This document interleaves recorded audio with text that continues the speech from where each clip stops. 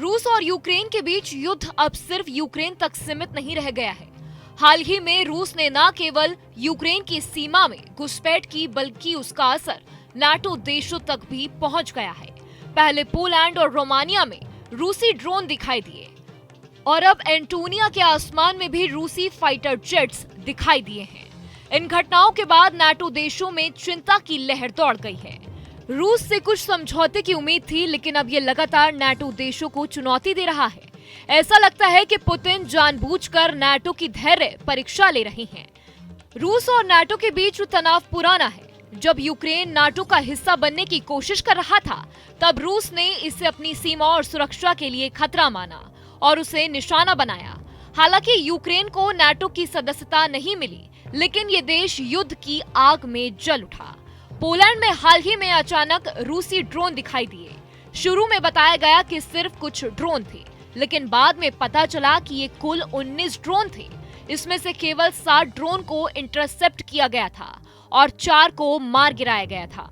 इसी दौरान रूस के ड्रोन रोमानिया में भी दिखाई दिए थे, जो नाटो के लिए चुनौतीपूर्ण स्थिति थी। इस बीच रूस के फाइटर जेट्स एंटोनिया के आसमान में भी दिखाई दिए। एंटोनियो ने इसे उकसाने वाली कार्रवाई बताया और नाटो से इस पर बात की।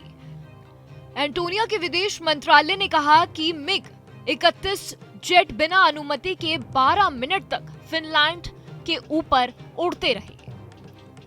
वहीं रूस ने कहा कि एक स्केड्यूल फ्लाइट थी और किसी की सीमा का उल्लंघन नहीं किया गया, लेकिन एंटोनिया ने इसे स्पष्ट रूप से उकसाने वाला कदम बताया। इस तरह रूस ने लगातार तीसरे नाटो देश में अपनी हवाई गतिविधियां दिखाई हैं। अब तक नाटो की ओर से कोई बड़ी कार्रवाई नहीं हुई है, लेकिन नाटो ने भी अपनी मिलिट्री ताकत और फाइटर जेट्स को रक्षात्मक स्थिति में रखने का ऐलान किया है। इस बीच ट्रंप और पुतिन की रणनीतियों में भी फर्क दिखाई दे रहा है। पुतिन ने अलास्का में ट्रंप से मुलाकात की, लेकिन ट्रंप चाहते थे कि जल्दी युद्ध खत्म हो जाए, जबकि पुतिन इसे खींचते हुए नाटो की धैर्य परीक्षा ले रही हैं। ट्रंप ने यह भी माना है कि पुतिन और जेलेंस्की एक दूसरे से बेहद नाराज हैं, इसीलिए युद्ध खत्म करना आसान नहीं है। पुतिन जानबूझकर नाटो और अमेरिका के बीच तनाव का फायदा उठा रहे हैं और वो केवल यूक्रेन के कुछ हिस्से ही नहीं, बल्कि पूरे देश को अपने नियंत्रण में लाना चाहते हैं। इस वजह से जेलेंस्की के बार बार समझौते की कोशिशों के बावजूद पुतिन तैयार नहीं हो रहे हैं। इस तरह रूस के हाल की गतिविधियों ने नाटो देशों को सतर्क कर दिया है और युद्ध का दायरा सिर्फ यूक्रेन तक नहीं, बल्कि पूरी यूरोपियन सीमा तक फैलता हुआ दिखाई दे रहा है।